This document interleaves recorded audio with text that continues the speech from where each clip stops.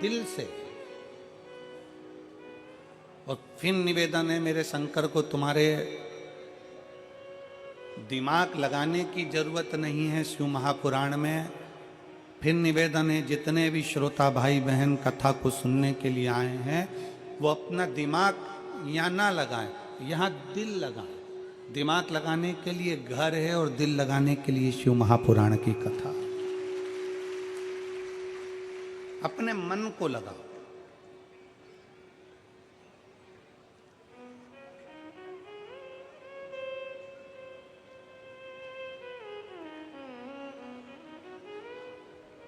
एक बार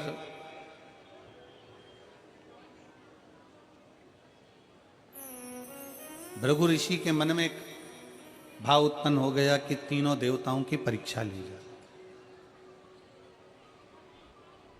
भृगु ऋषि के मन में भाव जागृत हुआ कि तीनों देवताओं की परीक्षा करेंगे। और भृगु ऋषि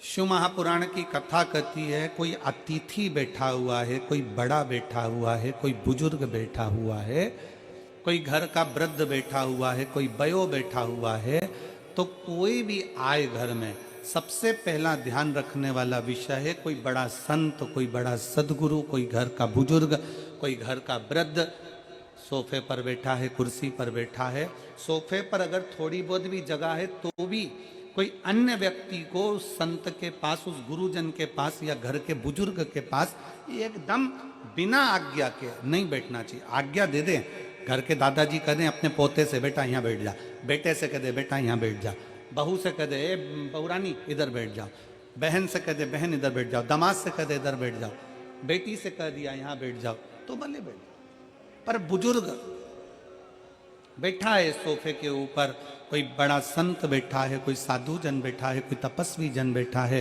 कोई सन्यासी, कोई साधक, कोई उपासक अपने सिंहासन पर बैठा हुआ है, और उसके पास तुम बिना पूछे गए और उसके सोफे पर उसकी बाजू में बिल्कुल उसके नजदीक में जाकर बैठ गए, तो क्रोध आएगा कि नहीं आएगा? अब ब्रह्मा जी को थोड़ा सा क्रोध आ गया, ब्रह्मा जी को थोड़ा सा गुस्सा आ गया। हाँ, जमीन पर अगर कोई बैठा हुआ है, क्योंकि पृथ्वी निर्मलता का भाव देने वाली है, अगर उस पर कोई बैठा हुआ है और उसके पास में आप जाकर बैठ रहे हो तो कोई दिक्कत नहीं। पर कोई उच्च स्थान पर बैठा हुआ है और उसके साथ में तुम जाकर बैठ गए तो वो श्रेष्ठता नहीं। उसमें उसकी आज्ञा मांगो, ए भैया दादाजी आपका सोफा खाली है, मैं बैठ सकता हूं? दादाजी आपकी कुर्सी खाली है, क्या मैं बैठ सकता हूं? काका जी आपके सोफे पर बैठ सकता हूं? मौसी जी मैं आपके सोफे पर बैठ सकता हूं? मामा जी मैं आपके सोफे पर बैठ सकता हूं? चाचा जी मैं आपके सोफे पर बैठ सकता हूं? आज्ञा लीजिए बैठने के लिए।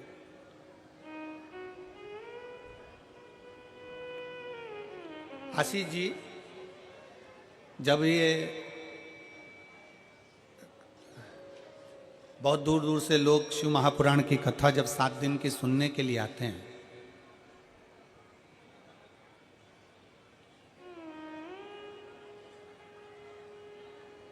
तो यहाँ शंकर जी की कथा सुनने के लिए जब पंडाल में पहले दिन, एक दिन पहले जब भक्त पहुँचते हैं तो वहाँ दरी बिछाते हैं, अपनी चटाई बिछाते हैं। देखा तुम लोगों ने? दर्शन करें और नहीं करे हों, अगर मेरठ वालों ने अगर रात्रि के दर्शन नहीं करे हों तो आज रात के इस पंडाल के दर्शन जरूर करना, यहाँ के कीर्तन के दर्शन करना। और भगवान ने आपको मोबाइल दिया है तो यहाँ पर जो कीर्तन हो, भजन हो, रात्रि का जो स्मरण हो, उसके वीडियो फोटो आपके भी और उसके भी अपनी सोशल मीडिया पे भी डालना कि हमारे मेरठ में भी शिव महापुराण का सत्संग कैसा हुआ। ऐसे तो तुम डालते रहते हो, पर वो सत्संग का डालो कि आज कथा का 6ठा दिन है और 6ठे दिन में शिव महापुराण की कथा में हमने आज रात्रि को बाबा के इस पंडाल में भगवत भजन किया। तो जो भक्त आते हैं पहले दिन वो अपनी दरी बिछाते हैं और दरी बिछाने के पहले बाबा से आज्ञा लेते हैं, बाबा आपकी कृपा हो तो हम यहाँ शिव महापुराण की कथा सुनने के लिए बैठ रहे हैं, आप दया करोगे तो हम कथा सुनेंगे, आप करुणा करोगे तो हम कथा सुनेंगे, वरना हमारे बस की बात नहीं है कथा सुन। किसकी सामर्थ्यता?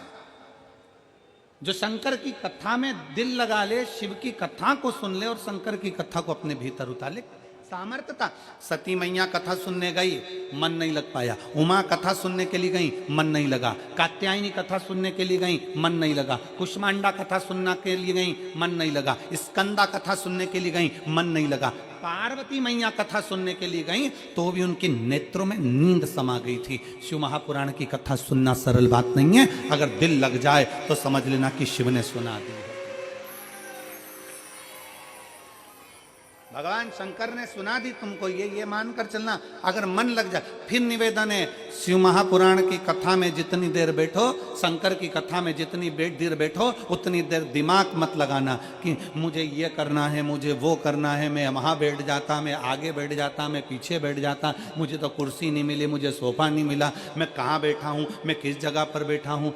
दिमाग बिल्कुल मत लगाओ। ये कथा को तुम जरा, मैं कहूँ आस्था चैनल वालों से जरा दिखाइएगा। लोगों को नीचे जगह नहीं मिल रही तो गाड़ियों की छतों पर कहाँ कहाँ चढ़ चढ़ के लोग बैठे हुए हैं, दीवालों के ऊपर ना जाने कहाँ कहाँ जगह मिल गई उनको। ऑटो तक के ऊपर बैठे हुए हैं, कहीं गाड़ियों के ऊपर, कहीं पानी के टैंकरों के ऊपर, कहीं जगह होए तो बैठे व्यक्ति।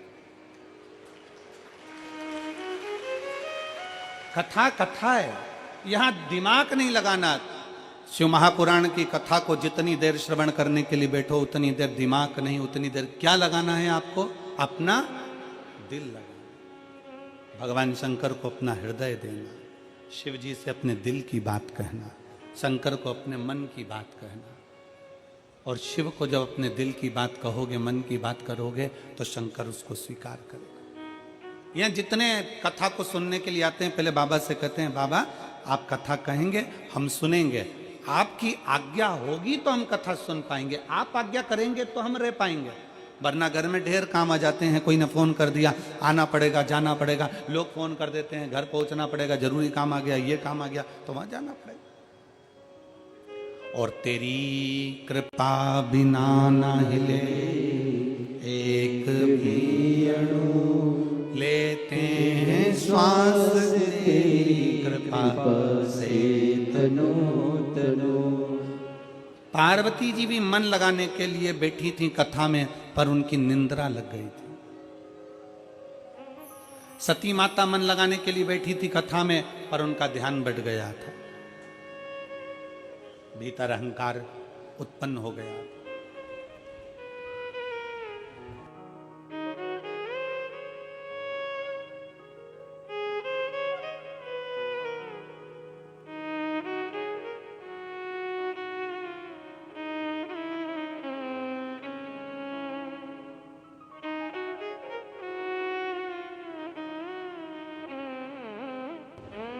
तो ये तो शिव तत्व है।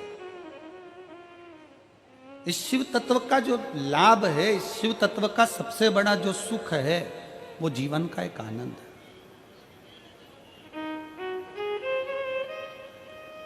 और मैंने तेरे ही भरोसे, जितने बैठे हो सब गाइए, मैंने तेरे ही भरोसे हवा बिच उड़ती जावांगी, बाबा डोर हत्तो छड़ी ना मैं कटी जावांगी, भोले मैं तेरी पतंग, शंभो मैं तेरी पतंग, हवा बिच उड़ती जावांगी, बाबा डोर हत्तो छड़ी ना मैं कटी जावांगी। आप जितने यहाँ कथा के पंडाल में जितनी देर बैठो, उतनी देर दिल लगाइए, दिल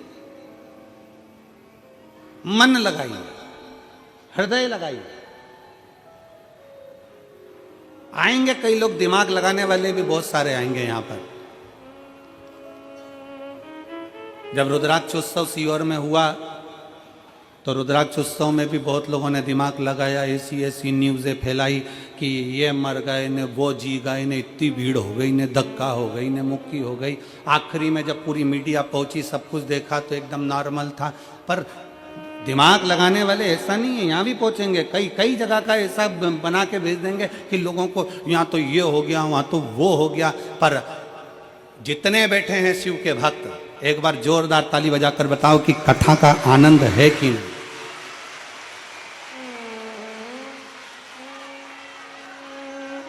दोनों हाथ उठाकर एक बार हारा महादेव। अब यहाँ किसको, सब अपनी मस्ती में बैठे हैं, एक पंडाल, दो पंडाल, तीन पंडाल, पीछे के पंडाल, सब अपनी मस्ती में बैठे हैं। यहाँ कोई किसी को कोनी भी नहीं मार रहा, मार रहा जम के तो बोला जरा।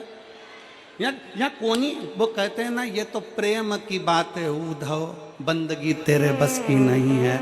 यहाँ तो दम दम में होती है पूजा, कोनी मारने की भी फुर्सत नहीं है। यहाँ कौन को फुर्सत है? बोल बम का नारा है, यहाँ किसी को फुर्सत नहीं है। यहाँ तो एक लालसा है, रोड पर चलकर जो आ रहे हैं उनको भी एक लालसा है, कहीं जगह मिल जाएगी, कथा सुन लूंगी। 15 minute, 20 minute, 5 minute, 10 minute, 1 minute कुछ मिल जाए कथा सुनने को, बस मेरा आनंद हो जाए, बस कथा। और कई ऐसे मिलेंगे जो दिमाग लगाने आएंगे, हमको बैठने की जगह नहीं दी है तो मैं गलत प्रचार करूंगा, कहीं से भी करूं, कैसा भी प्रचार करूंगा और गलत प्रचार करूंगा। मेरे परिवार के लोगों को आगे बैठने का मौका नहीं दिया, मेरे परिवार वालों को अंदर नहीं जाने दिया, अब रुको। और उसने बनाया 2-4 वीडियो और शेयर कर दिया। तो तुम भी मत छोड़ना रे मेरठ वालों, तुम्हारा खुद का मोबाइल किसी मीडिया से कम नहीं है। और मैं धन्यवाद दूंगा यहाँ के इस मेरठ के एक एक पत्रकार बंधुओं को और एक एक सोशल मीडिया वालों को, जिन्होंने इस कथा का खूब आनंद से जनमानस में भेजा। जनमानस में कहीं बैठे हैं पत्रकार बंधु लोग? कितने हो?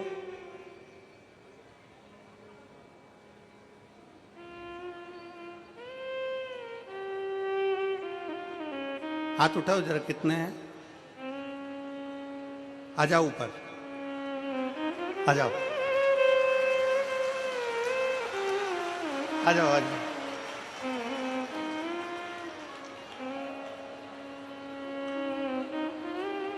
मेरा निवेदन केवल पत्रकार है, इसके सिवा उनके परिवार वाले नहीं आएंगे, वो वहीं रहे, ओनली पत्रकार।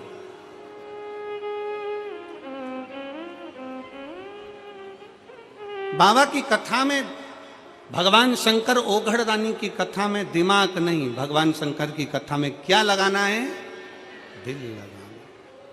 और मैंने तेरे भरोसे बाबा, तेरे ही भरोसे हवा बिच उड़ती जावांगी, बाबा डोर तो छड़ी ना में कटी जावांगी, भोले मैं तेरी पतंग, शंभो मैं तेरी पतंग। भगवान शंकर की अविरल भक्ति सुख प्रदान करने वाली।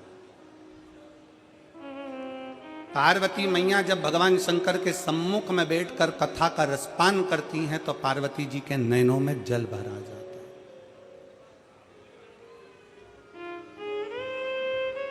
पार्वती जी के नैनों में जल भर आ जाता है, नेत्र में जल।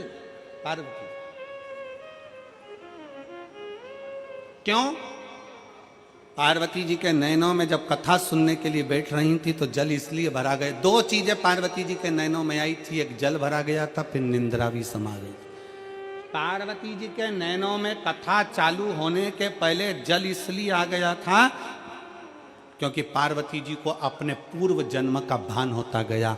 मैं सती बनी थी, कुंभज ऋषि के यहाँ कथा सुनने के लिए गई थी। कथा सुनने के लिए जब मैं कुंभज बाबा के यहाँ पहुंची तब उस जगह पर मेरा मन कथा में नहीं लगा था, मेरे भीतर अहंकार आ गया था और कथा मुझसे छूट गई थी। फिर पार्वती जी को उमा बनी और उमा बनकर भगवान महेश के साथ में कथा सुनने के लिए गई थी, तब मन नहीं लगा था कथा। फिर माता पार्वती कात्यायनी बनी, भगवान शंकर के साथ कथा सुनने के लिए गई। फिर माँ भगवान शंकर बगला मुख बने और पार्वती मैया बगला मुखी बनी। याद आया कि मैं कथा सुनने के लिए गई थी, नहीं सुन पाई। भगवान शंकर कमल बने और पार्वती मैया कमला बनी। पार्वती जी के स्मरण में आया मैं कमल के साथ में भगवान शंकर के साथ कथा सुनने के लिए गई थी, सुन नहीं पाई। शिव जी ध्रुमबान बने, पार्वती ध्रुमावती बनी। स्मरण में आया कि मैं कथा नहीं सुन पाई थी। जितने जितने शंकर भगवान के साथ में, शंकर भगवान महाकाल बने और पार्वती महाकाली बनी, तो पार्वती जी सोचती हैं कि मेरे उस समय पर काली बनी तो भी कथा नहीं सुन पाई, तो भी कथा नहीं श्रवण कर पाई। आज पार्वती जी की आंख में आंसू भर गया कि आज मेरे बाबा ने बड़ी कृपा करी जो मुझे कथा सुनाने के लिए इस अमरनाथ की गुफा के अंदर लाकर बिठा दिया और मुझे कथा सुना। अमरनाथ की गुफा।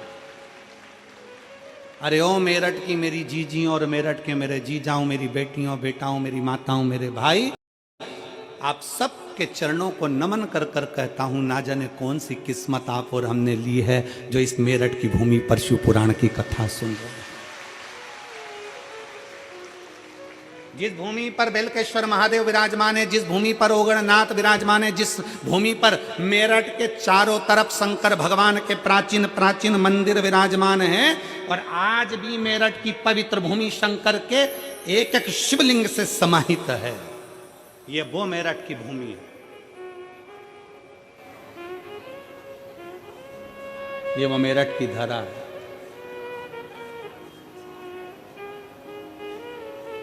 जहां बैठकर आप और हम कथा सुन रहे हैं। कई माताएं ऐसी हैं यहां बैठी हुई हैं जो हापुड़ में कथा सुनने गई थी।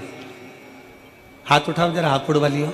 ये देखो, इतनी सारी माताएं हापुड़ गई थी, और हापुड़ में इन सब माताओं ने वहां बैठकर जरूर भगवान से कहा होगा कि मेरठ में भी शिव पुराण की कथा हो। आशीष जी, गोयल जी कहाँ गए?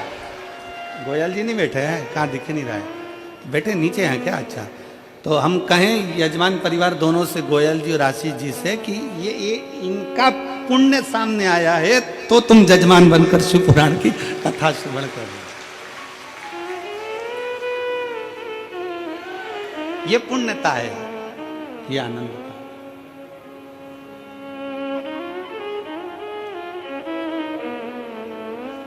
वो कहते ना, कोई पिछले जन्म के अच्छे कर्म मुझे बाबा तेरा, कोई पिछले जन्म के अच्छे कर्म मुझे बाबा तेरा, जहाँ सारी दुनिया झुकती है, जहाँ सारी दुनिया झुकती है, ये आली दरबार मिला, मुझे भोले तेरा द्वार मिला।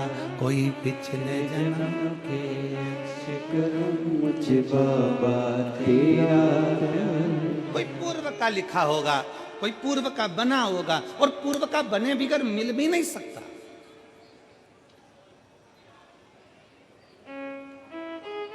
कलकत्ता में अपन ने सुना था, पूर्व का कर्म हमारा, पूर्व का कर्म करते थे, उनका हाथ क्यों कटा? पूर्व का कर्म था कि कोई मार्ग बता दिया होगा।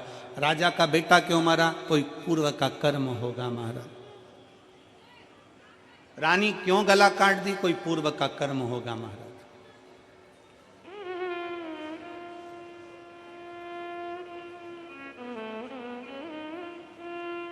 और केवल आप और हम नहीं, शिव महापुराण की कथा कहती है कि पूर्व के कर्म का भोग तो परमात्मा को भी भोगना पड़ता है, परमात्मा को भी भोगना पड़ता है। शंकर भगवान ने सूर्यदेव के पुत्र यमराज के प्राण हर लिए थे, यम के प्राण हर लिए थे।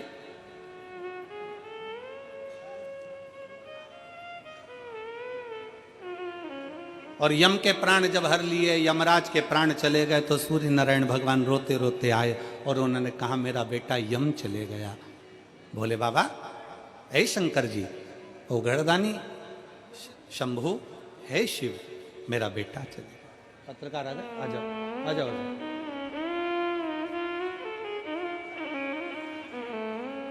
मेरा बेटा यम चले गए, मेरा बेटा।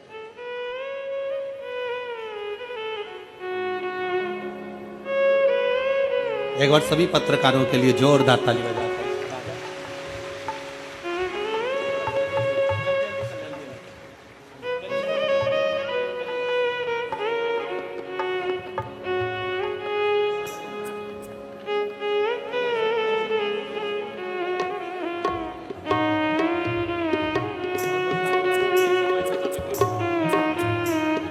जोरदार ताली बजाइए जिनकी कलम हर पल हर घड़ी शिव तत्व को मेरठ की भूमि पर देती है।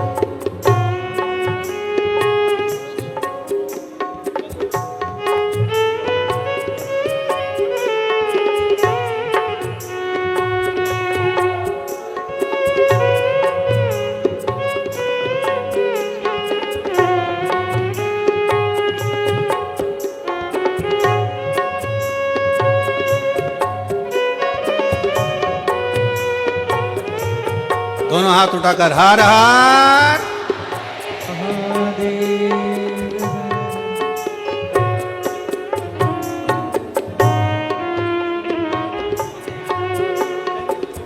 ओ गणदानी भगवान शिव, त्रिकालदर्शी कैलाशी भगवान शंकर। पार्वती मैया के मन में ये भाव इसलिए नयनों से जल बह रहा है माता पार्वती के नयन से कि मैंने इतने जन्म गंवा दिए और हर जन्म में मुझे कथा सुनने को मिली, पर मैं कथा सुनने जा नहीं पाई, मेरा दिल नहीं लगा पाया। कितने जन्म मैंने निकाल दिए और हर जन्म में मैंने कथा सुनने का प्रयास किया, पर कथा श्रवण नहीं कर पाया। कितने जन्म, एक जन्म की तो बात ही नहीं।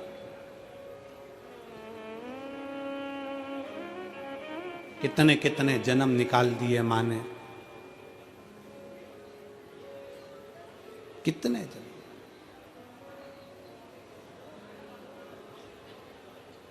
एलईडियां चालू करिए, एलईडियां नीच की। और कितने जन्म मैंने निकाल दिए और मुझे भगवान की कथा श्रवण करने का मौका नहीं मिला।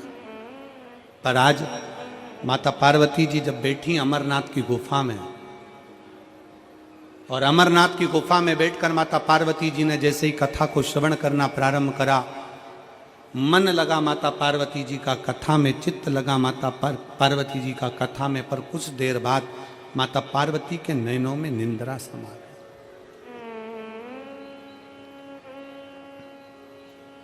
पार्वती जी के नयनों में निंद्रा समा गई। और पार्वती जी के नयनों में जैसी निंद्रा समाई तो भगवान शंकर ने, आखिरी में भगवान शंकर ने दोनों हाथ उठाकर जैसे ही जय घोष करा, बोल शिव महापुराण की। जैसे ही जय घोष करा, जय घोष करते से ही पार्वती जी के नेत्र की निंद्रा खुल गई। फिर पार्वती जी को दुख हो गया।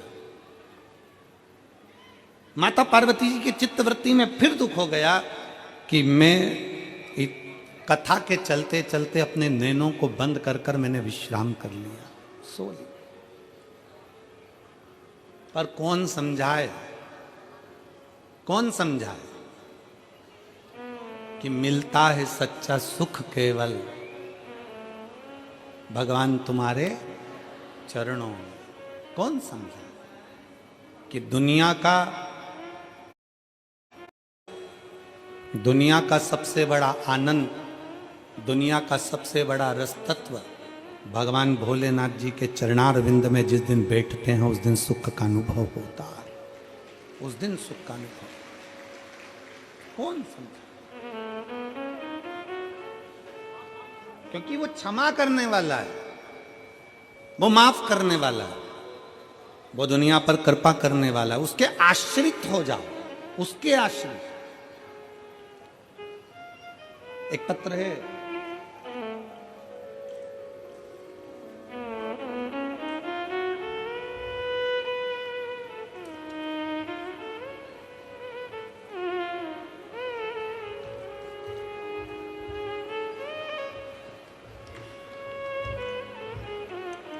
ठंड में पंखा भेजा है। अब ये गर्मी में भेजती तो काम भी आता हो।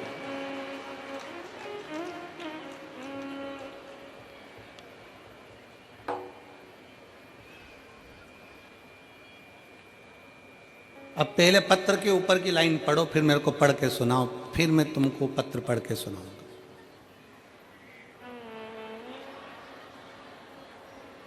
पढ़ के सुनाओ जल्दी से। ठीक है, आप पत्र सुनेंगे। मेरा नाम ज्योति त्यागी है, गांव फलोदा, जिला मुजफ्फरनगर की निवासी हूँ। कहीं बैठी हों ज्योति जी त्यागी जी, कहीं बैठी हों तो हाथ हिला सकती हैं, और अगर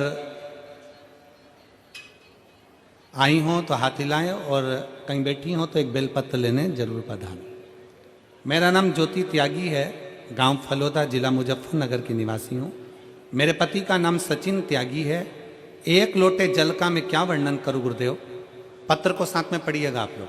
सन 2021 में मेरे पति को अचानक गले में दर्द हुआ। डॉक्टर को दिखाया, जांच कराई तो पता चला कि उन्हें कैंसर है। डॉक्टर ने ऑपरेशन का बोल दिया, ऑपरेशन भी हो गया। गले में जख्म होने के कारण कुछ खा नहीं पाते थे, केवल लिक्विड ही पी पाते थे। हम चिंतित रहने लगे। फिर मम्मी ने आपकी कथा के बारे में बताया। जून 2023 में हम सीहोर गए, वहाँ से रुद्राक्ष लाए। आपके बताए अनुसार हमने सब दिया। जब दोबारा जांच कराई तो पता चला कैंसर लीवर में पहुंच गया है। जरा पत्र पर ध्यान देंगे, कैंसर लीवर में पहुंच गया। अब डॉक्टर ने भी ना इलाज कर दिया। फिर दूसरे डॉक्टर से सलाह ली, उन्होंने कहा 3 इंजेक्शन का बोल दिया और अस्पताल ले गए। डॉक्टर ने उनको वेंटिलेटर पर रख दिया। मैंने तभी रुद्राक्ष हाथ में उठाकर विनती की, बाबा तेरे ही भरोसे हम, वो एक लाइन इन्होंने लिखी है, तेरे ही भरोसे हम बीच उड़ती जावेंगे बाबा, डोर हथ तो छड्डी ना। बाबा की ऐसी कृपा हुई। हमको मन में दुख हुआ कि रुद्राक्ष का दल देने पर भी ऐसा क्यों हुआ। फिर हम बाबा को हाथ में रुद्राक्ष लेकर बाबा को कहने लगे और बाबा से विनती करी, बाबा कुछ भी करो ठीक करिएगा। पंडाल में हापुड़ की कथा में पहुंच गए और हापुड़ की कथा के पंडाल में बैठकर कथा सुनी। और आज मैं छाती ठोक कर कहती हूँ, पंडाल में बैठकर जो मांगा जाता है बाबा सुनता है। आज मेरा पति का कैंसर मुक्त हुआ है। आज मेरे पति का कैंसर मुक्त हो गया। मैं यहाँ बाबा को दिल से धन्यवाद देने के लिए इस कथा के पंडाल में पहुंची हूँ। नाम है ज्योति त्यागी, गांव फलोदा, जिला मुजफ्फरनगर की निवासी हूँ। पंखा भी है, ठीक है। एक शिव पर करा गया भरोसा, एक शंकर पर करा गया विश्वास।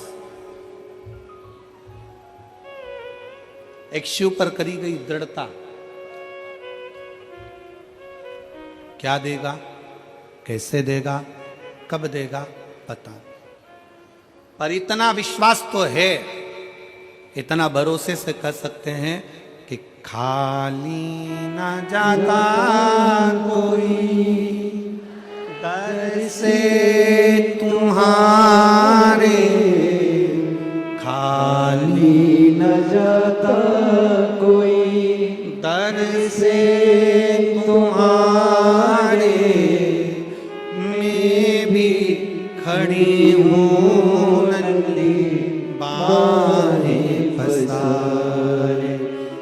अपने हृदय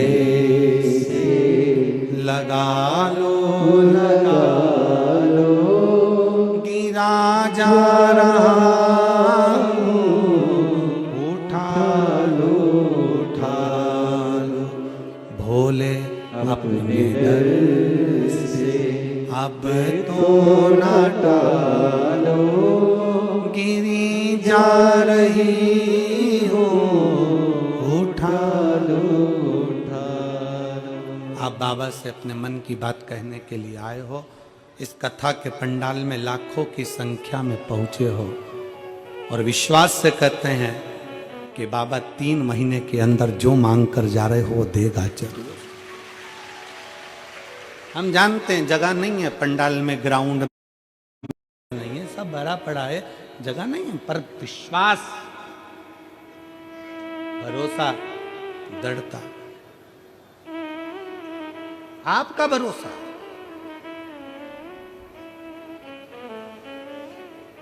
पार्वती जी के मन में फिर गिलानी उत्पन्न होने लगी, मैं कथा सुनने के लिए आई थी और कथा ना मिला।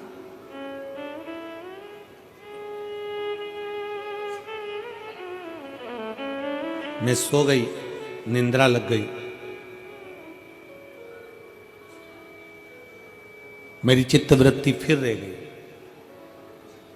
जिस दिन 7 दिन में से अगर 1 दिन की भी शिव महापुराण की कथा पंडाल में अगर आपको सुनने को मिल जाए, समझ लेना कि कहीं शंकर जी ने तुम्हारा हाथ पकड़कर तुम्हें खींचने की तैयारी कर ली है। कहीं मिल जाए। एक पत्र है, एक तो निवेदन है, ऐसा डिजाइन में पत्र मत बनाया करो। अब क्या क्या पढ़ूं और कहां से शुरू करूं, ये तो उसी में का हाल है।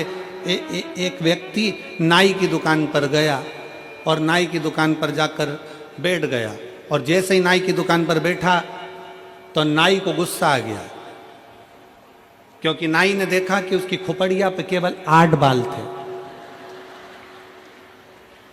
इतना गुस्सा आया नाई को, तो नाई गुस्से में पूछा,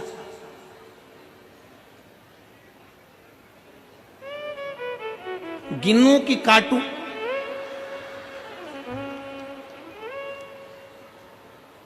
वो व्यक्ति बोला, कलर कर दे। अब तू बोल रहा है गिनूं कि काटूं, तो तू कलर ही कर दे, इससे बड़ा करो क्या?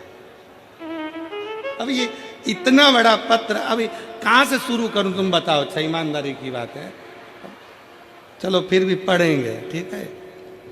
मैं कविता महेश्वरी, मेरठ गौरीपुरा से हूं। कहीं बैठी हो कविता महेश्वरी, मेरठ गौरीपुरा से कहीं बैठी हो तो हाथ हिला सकती हैं। कहीं बैठी हो तो हाथ हिलाइएगा, आप ही हैं। आ जाओ, एक बेलपत्र ले जाना, आ जाइए। मैं कविता महेश्वरी, मेरठ गौरीपुरा से हूँ। मेरे पति का नाम मुकेश महेश्वरी है। मेरे पति मुकेश महेश्वरी पिछले 4-5 वर्ष से स्वास्थ्य संबंधी समस्या से परेशान थे। अक्सर उनकी तबीयत सही नहीं रहती थी और डॉक्टरों को, वो हमको भी समझ में नहीं आ रहा था कि हो क्या रहा है।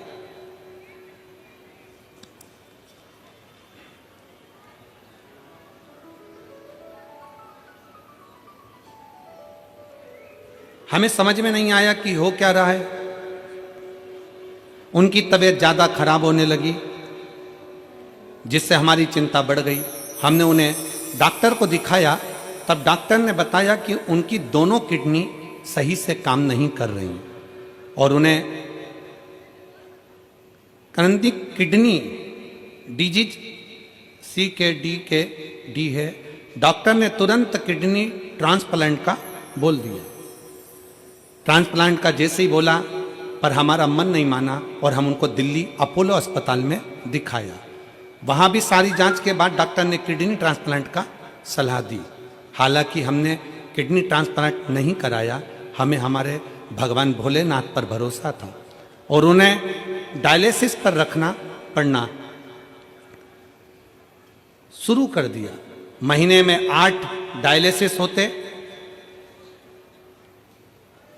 फिर हमारे किसी मिलने वाले ने हमें बाबा की महिमा का वर्णन किया, गुरुजी के कहे शिव महापुराण की कथा सुनो, और आंवले वाला उपाय हमने उसके पूछ कर करा और रुद्राक्ष का जल वाला उपाय करना प्रारंभ करा। बाबा निर्माल लाते, बेलपत्री लाकर भी देना चालू करी, मंदिर से बेलपत्र और बाबा का चढ़ाया हुआ जल लाई और उसे पति को पिलाना चालू करा, खिलाना चालू करा, और बाबा की कृपा से हमें हर कठिनाई का समाधान मिला। हे भोलेनाथ की कृपा से हमने कठिनाइयों को पार कर लिया और आज बाबा की कृपा से वो ठीक हैं। ये मैं शिव को प्रार्थना करने के लिए आई हूं, धन्यवाद देने के लिए आई हूं।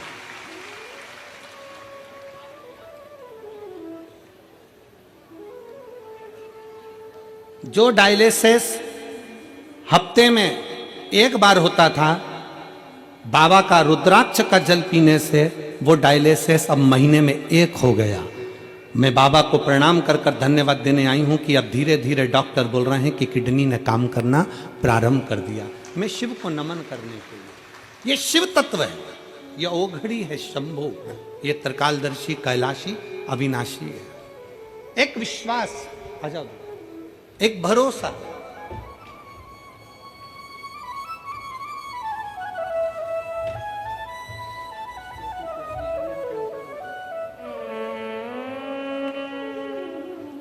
ज्योति त्यागी, अब ठीक है बेटा?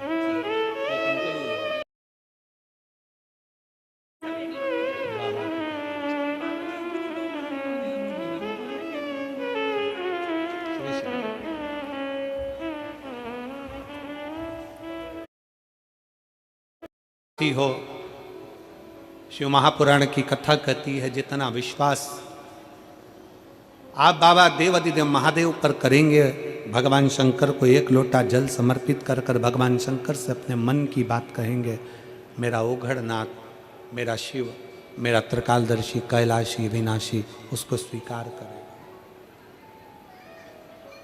मिल जाए कथा श्रवण करने को तो साधुता दीजिए। आदर करना ना भूलें। भृगु बाबा ब्रह्मा जी के पास में जाकर बैठ गए, एकदम नजदीक में जाकर भृगु ऋषि के बिल्कुल, भृगु ऋषि ब्रह्मा जी के बिल्कुल करीब में जाकर बैठ। और जब ब्रह्मा जी ने देखा तो ब्रह्मा जी को थोड़ा सा क्रोध आया कि मुझसे बिना पूछे, बिना आज्ञा के, बिना बोले आकर बैठ गए। कम से कम मुझे बोलना तो था, मुझसे पूछना तो था।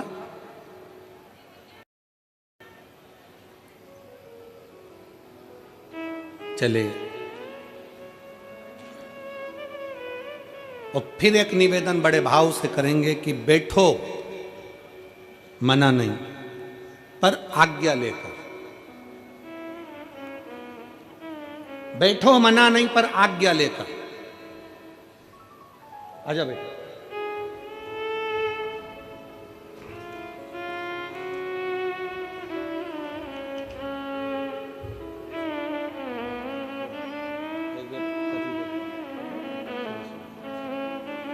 कविता जी महेश्वरी,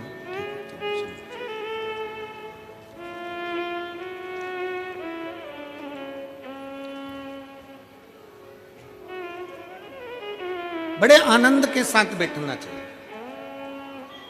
पर कोई आदरणीय बैठा है, कोई बड़ा बैठा है, कोई सत्कार करने वाला बैठा है, कोई साधु जन है, कोई सन्यासी जन है, कोई तपस्वी जन है, कोई साधक है, कोई उपासक है, उसको भी सम्मान देना चाहिए। भृगु ऋषि वहां से चल दिए। अब सीधे भृगु बाबा पहुंच गए तीनों देवताओं के पास, जाते जाते भगवान शंकर के पास, ओगड़दानी के पास। और शिव शिव है, बैठे थे।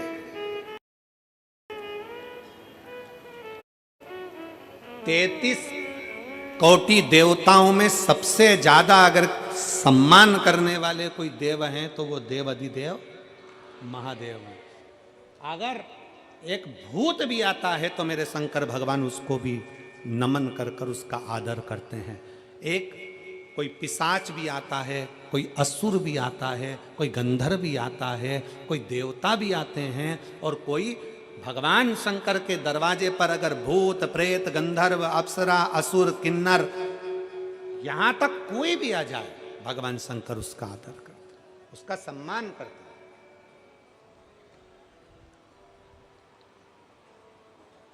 कौन होगा संसार में जो किसी किन्नर के लिए देवताओं से युद्ध कर ले? किसी किन्नर के लिए? जब भगवान शंकर अपना अर्धनारीश्वर स्वरूप का दर्शन दिए, ब्रह्मा जी से कहा गया कि तुम सृष्टि को आगे बढ़ाओ, तो ब्रह्मा जी भगवान शंकर के अर्धनारीश्वर स्वरूप को जान नहीं पाए थे। शंकर भगवान ने कहा था कि आधे पुरुष आधे स्त्री बनाना, 4 पुरुष बनाओ तो 4 स्त्री बनाओ, 5 पुरुष बनाओ तो 5 स्त्री बनाओ, 10 पुरुष बनाओ तो 10 स्त्री बनाओ। ब्रह्मा जी इस बात को जान नहीं पाए थे और ब्रह्मा जी अर्धनारीश्वर स्वरूप का दर्शन देखकर समझ गए कि आधा आधा बनाना है, तो उन्होंने एक ही व्यक्ति को आधा पुरुष आधा स्त्री बना दिया था, तो वो किन्नर उत्पन्न हो गए। और जब किन्नर उत्पन्न हुए, पूरी पृथ्वी पर किन्नर ही किन्नर दिखने लगे, तब भगवान नारायण भगवान शंकर जी के साथ आ रहे थे और नारायण ब्रह्मा जी की बनाई सृष्टि को देखकर हंस दिए और हंसते से ही बोले, गजब कर दिया ब्रह्मा जी, तुमने पूरी सृष्टि में किन्नर ही किन्नर कर दिया। जैसे ही भगवान नारायण हंसे, हंसते से ही भगवान शंकर को क्रोध आ गया कि सृष्टि ब्रह्मा जी ने बनाई है और आप उस पर हंस रहे। हे नारायण, भगवान विष्णु, तुम ब्रह्मा जी की बनाई हुई सृष्टि पर हंसे हो, इसलिए तुम्हें भी एक बार पृथ्वी पर जाकर किन्नर बनना पड़ेगा। भगवान नारायण को भी भगवान शंकर ने कह दिया था कि तुम्हें पृथ्वी पर जाकर किन्नर बनना पड़ेगा, तुम्हें पृथ्वी पर जाकर किन्नर बनना पड़ेगा। और शिव महापुराण की कथा कहती है,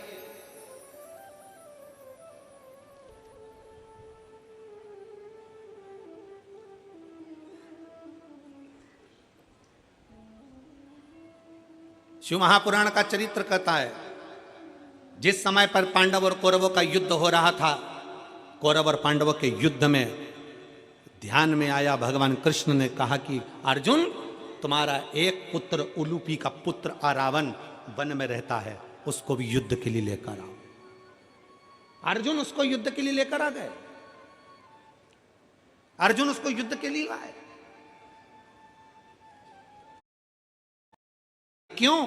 क्योंकि कुरुक्षेत्र की भूमि चंडी की भूमि थी। इस कुरुक्षेत्र की भूमि पर सबसे पहले बलि चढ़ाना थी। और बलि किसकी चढ़ाना है? क्योंकि कुरुक्षेत्र की भूमि ने कह दिया था, चंडी ने कह दिया था, एक बलि कौरव की लूंगी, एक बलि पांडव की लूंगी। कौरवों में से तो 100 थे, उन्होंने कहा एक को देवी देंगे तो 99 बचेंगे, पर पांडव में तो 5 थे, अगर एक भी चले गया तो फिर 4 ही बचेंगे। भगवान कृष्ण ने कहा, अर्जुन तू तेरे बेटे को लेकर आ, रावण को लेकर आए, उलूपी के पुत्र को लेकर आए।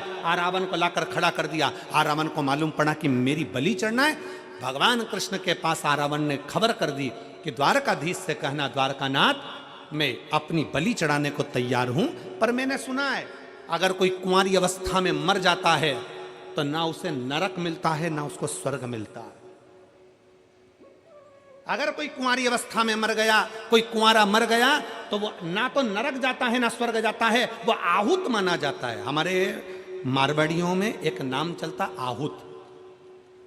आहूत मतलब वो कुंवारा चले गया, कुंवारी अवस्था में चले, उसकी गति नहीं है, ना उसको पिंड मिल रहा है, ना उसको तर्पण मिल रहा है, ना उसको जल मिल रहा है, ना भोज मिल रहा है, वो तड़पता रहता है।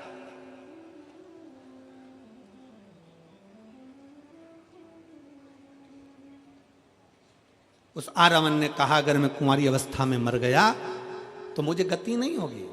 मेरा एक निवेदन है, कल मेरी बलि चढ़ा देना, पर सबसे पहले मेरे ब्याह करा दो, शादी करा दो। अब युधिष्ठिर को लगा आज रात ही रात में कहां की लड़की मिलेगी जिससे शादी कराई जाए,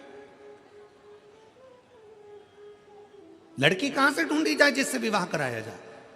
ढूंढने में लग गए। हस्तिनापुर में कोई लड़की नहीं मिली, पास में कोई लड़की नहीं मिली। तब भगवान कृष्ण ने जान लिया, अगर ये इसका विवाह नहीं हुआ तो ये कल बलि में नहीं आएगा, और बलि में नहीं आया तो फिर युद्ध रह जाएगा। भगवान कृष्ण को याद आया कि शंकर जी ने श्राप दिया था कि नारायण तुम किन्नर पर हंसे हो, इसलिए तुमको भी किन्नर बनना पड़ेगा। आज भगवान कृष्ण किन्नर का रूप धारण कर लिए। भगवान कृष्ण ने किन्नर का रूप धारण करा, आरावण के साथ विवाह करा। विवाह करने के बाद भगवान जब आरावण के प्राण चले गए तो भगवान नेत्रों से नीर बहाते रहे।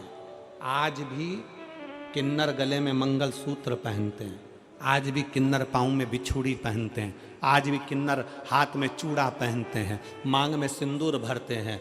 कौन है उनका पति? शिव महापुराण की कथा कहती है आरावण के साथ प्रत्येक किन्नर का विवाह होता है। एक रात्रि का विवाह एक घड़े के साथ आरावण के साथ किया जाता है, फिर उस घड़े को तोड़ दिया जाता है। किन्नर का सुहाग अखंड माना जाता है, किन्नर का सौभाग्य। इसलिए हमारे यहाँ मंगल शकुन में, शादी ब्याहों में, बच्चों के जन्मदिन पर किन्नर आते हैं, क्योंकि सृष्टि पूर्ण पहले किन्नर की थी। पूर्ण सृष्टि। कौन देव होगा? देवताओं में 33 कोटि देवी देवताओं में केवल एक देव है, देवाधिदेव महादेव, जो सबका सम्मान करना चाहते हैं। भूत भी आया तो उसका भी सम्मान है, प्रेत भी आया तो उसका सम्मान है, डाकनी, पिशाचनी, चुड़ैल, भयंकर आए तो भी सम्मान है, गंधर्व आए तो सम्मान है, अप्सरा आए तो सम्मान है, किन्नर आए तो सम्मान है, सुर आए तो सम्मान है, असुर आए तो सम्मान है। सबका सम्मान किया मेरे शिव जी ने, सबका आदर करा मेरे शंकर, और समदृष्टि का भाव रखा। समदृष्टि, समदृष्टि। आज हम आ रहे थे तो हमने देखा कि रास्ते में बहुत भीड़ थी, तो जो लोग ट्रैक्टर ट्राली से आ रहे थे या जो लोग लोडिंग गाड़ियों से आ रहे थे वो भी वहीं उतर रहे थे, और जो वीआईपी गाड़ी से आ रहे थे वो भी वहीं उतर रहे थे। मैं मेरठ के कलेक्टर महोदय को, SP, SSP, IG, commissioner, TI, SDM, DM, यहाँ के सारे पदाधिकारियों को, एक एक पुलिस कर्मचारियों को, यहाँ के मीडिया को, सबको साधुवाद देता हूँ कि एक एक पुलिस वाले ने बिल्कुल समदृष्टि से यहाँ कार्य किया। उसके लिए साधुता, उसके लिए साधुता।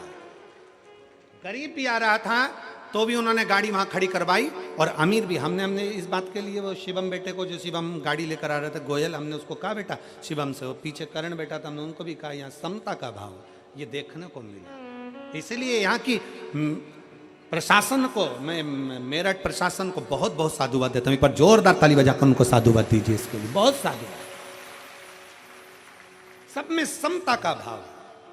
उन्होंने अगर ट्राली रोकी, ट्रैक्टर रोका, तो उन्होंने गाड़ी, 4 व्हीलर वीआईपी गाड़ी भी रोकी। उन्होंने कहा नहीं साहब, अंदर नहीं जा सकती, भीड़ है, पब्लिक पैदल जा रही है, आप पैदल जाइए। लोग वहां से पैदल चल कर आ रहे, पैदल चलकर, और खुशी हुई इस चीज के लिए कि आपने ये नहीं कि कोई धनपति है या करोड़पति है या वैभवपति है या सत्तापति है।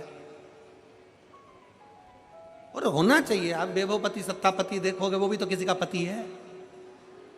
तो उन्होंने समता का भाव रखा, इसके लिए मेरा साधुवाद है सबसे, बहुत बहुत साधुवाद है यहाँ के प्रशासन को, बहुत सारा, बहुत सुंदर तरीके से ये लाखों की भीड़ को, अपार जन समुदाय को यहाँ के प्रशासन ने जो संभाला है, एक बार जोरदार ताली बजाकर बहुत बहुत साधुवाद, बहुत सारा, बहुत। एक शिव तत्व की लहर का भगवान शंकर चाहिए, क्योंकि मेरे शंकर शमशान में निवास करते हैं। मेरे शिव के पास में भेद नहीं है, अमीर भी जाएगा तो बांस पर, गरीब भी जाएगा तो बांस पर, अमीर भी जाएगा तो सफेद कपड़े में, गरीब भी जाएगा तो सफेद कपड़े में। जहां सबकी शान सम है उसी का नाम सम शान है। बराबर देखता, उसमें भेद नहीं है।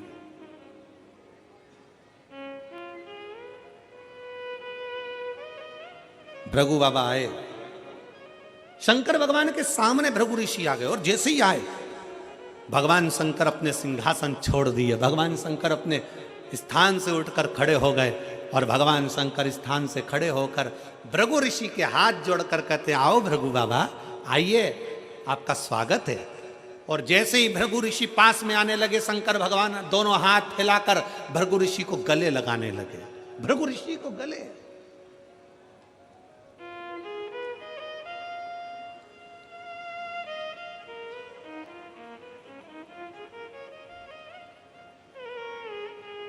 शिव महापुराण की कथा कहती है, विद्वान से ज्यादा श्रेष्ठ होता है विद्यावान। कौन? जम के बोलो, विद्यावान। तुमने डिग्रियां ले ली, कुर्सी ले ली, पद ले लिया, खूब बड़े विद्वान बन गए, और तुम्हारे अंदर अगर नम्रता नहीं है तो तुम्हारी डिग्रियां वो शून्य के बराबर है। तुम्हारी डिग्रियां शून्य के बराबर है। विद्वान से बड़ा होता है विद्यावान। इसलिए हनुमान जी महाराज को कहा जाता विद्यावान, गुणी, अति चातुर, राम काज करीबे को आतुर। हनुमान जी को विद्यावान कहा गया, विद्वान नहीं। हनुमान जी विद्वान नहीं कहे गए। और जिसमें कितने बड़े विद्वान थे, अष्ट सिद्धि नव निधि के दाता, असवर दीन राम रसायन तुम्हारे पास, सदा रहो रघुपति के। कितना विद्वत्ता, अष्ट सिद्धियां उनकी, नव निधियां उनकी, सारा वैभव, सारा धन, सारा ज्ञान, सब कुछ हनुमान जी में था। सब कुछ था हनुमान जी में।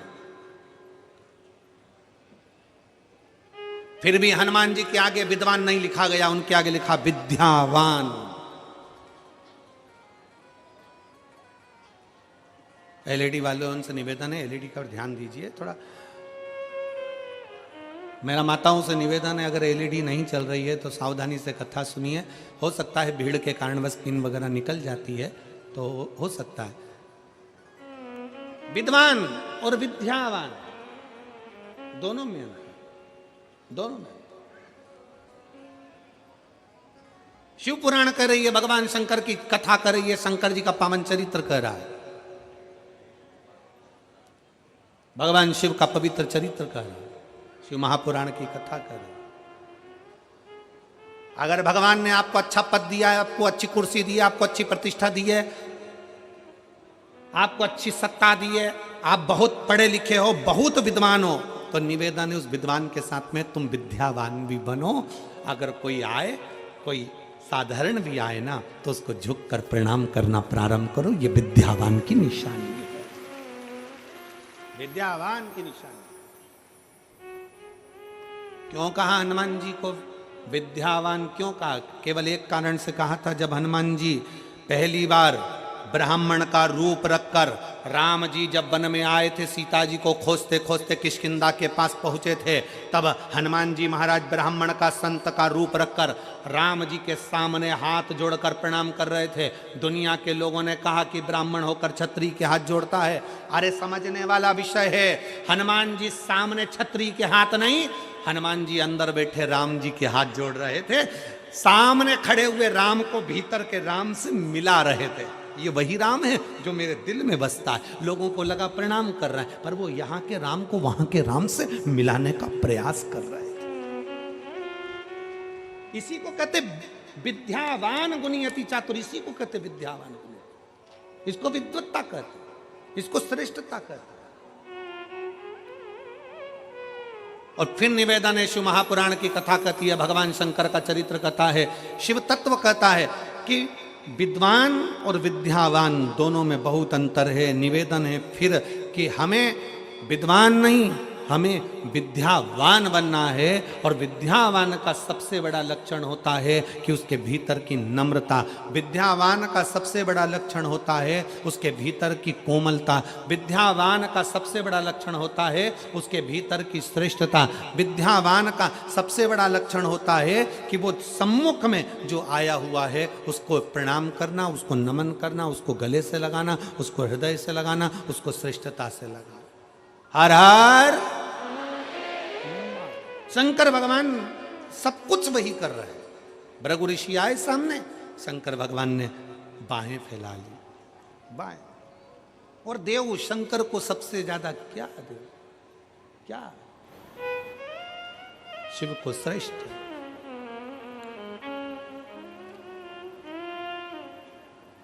दिल तुझको दिया ओ भोलेनाथ, दिल तुझको दिया ओ